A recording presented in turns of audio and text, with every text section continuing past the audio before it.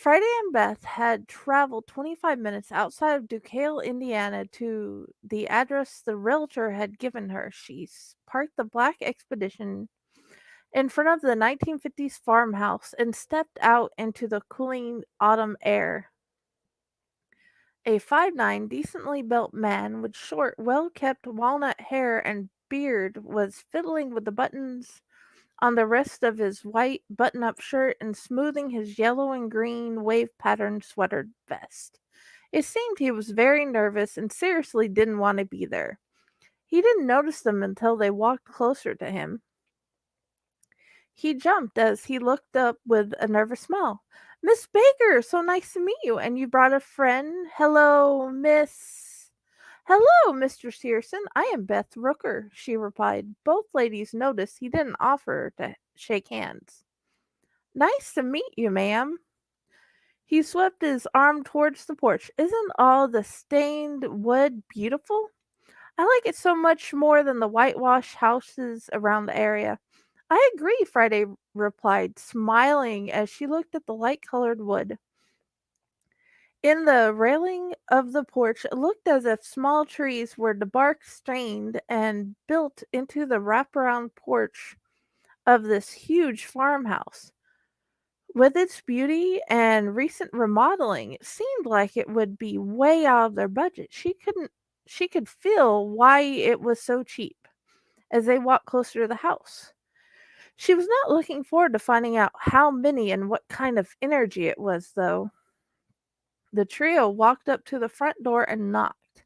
A woman opened the door. She was nearly 6 foot tall in a gray long sleeve t shirt and a dark blue pair of jeans. "Hi, you must be here for the tour of the house," she greeted them. "Hello," Beth and Friday said in harmony. Hi, Miss Bainbridge," Mr. Searson stuttered. "This is Miss Baker and her friend Miss Rooker. I would love it if we could give them the tour." Mr. Miss Bainbridge stepped back and lifted her arm aside with an open hand. "Please come in." After a few seconds of silence, Miss Bainbridge smiled unsurely and asked, "Shall we begin?" They both walked further into the house, following the realtor. He started explaining about the different ideas that could be used in each room. Each empty room, except for the furnished furniture in a couple of the rooms that will come with the house free as long as she bought it. "The shelves can be filled with books and knickknacks," he said as he waved at the shelves built in the far wall of the living room. Beth's eyes lit up. "Can you imagine the library we can have in here?" Friday nodded, smiling. The realtor smiled and continued. "There is a comfy-looking chair with a blond man scowling at them. This large couch would be perfect for snuggling and reading time," he continued, referring to her little girls. She conceded he was not able to see the spirit and continued following him on the tour. Beth looked at Friday questioning before they left the room. She nodded towards the sofa. Beth eyed it, understanding someone unseen was there. They continued walking. He briefly showed the small bathroom with just a sink and a toilet that could be decorated with the kids' characters. The next room was a master bedroom with a large king-size oak bed that looked rustic and well-loved. "It will be perfect for midnight love and Sunday morning family breakfast. I kindly ask you to leave our love out of this," she exclaimed as she glanced at the small black-haired boy in the light-colored button-up shirt and suspenders peeking out from under the bed. He seemed unfazed by the strangers walking through the house. He got up and walked through the closet wall as they entered the room. She took a peek in the walk-in closet. Beth glanced around, wishing she could see what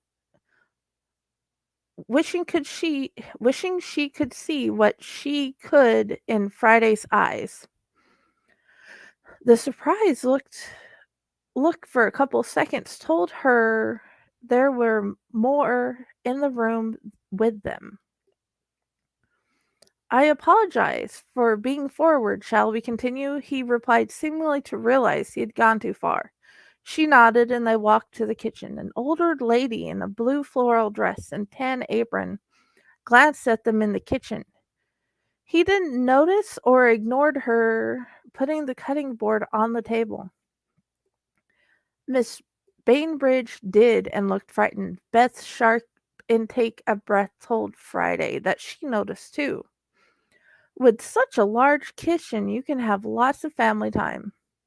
The fireplace, he motioned to the far left where the fireplace was in the brick wall with the wooden table and chairs safely set away from it. Will keep you and your family warm in the winter. There is more than enough room at the table for everyone.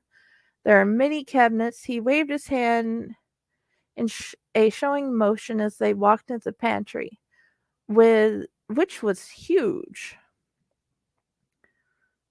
You can store anything you need in here. This is the best pantry yet, she exclaimed. She could see both Bainbridge and Beth were still shaken as they started out of the kitchen before she and the realtor took a step. They left the kitchen and he started showing them the other side of the hallway with a he was cheerful in each description. Here we have sturdy bunk beds for all the kids, including an extra for sleepovers. The desks are set up so they can all share. The hardwood bunk beds were built in the wall, with the desks opposite them. Little man will love it here too. He wouldn't ever want to leave. Beth exclaimed both about the huge ex, exclaimed about the huge room. Friday agreed wholeheartedly with her.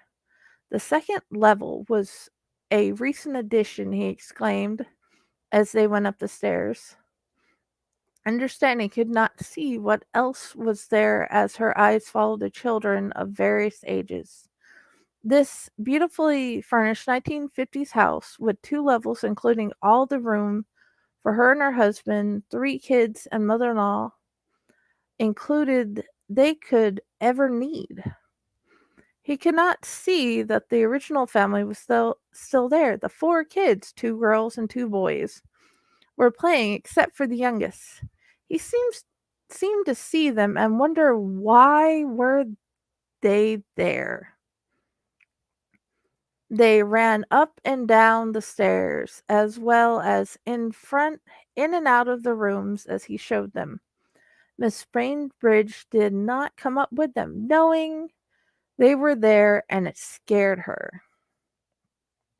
They walked towards the door at the bottom floor as Miss Bainbridge was seeing them out, and the father threw a book at the realtor from the living room, landed flat against his walnut-colored bearded face with a hard smack.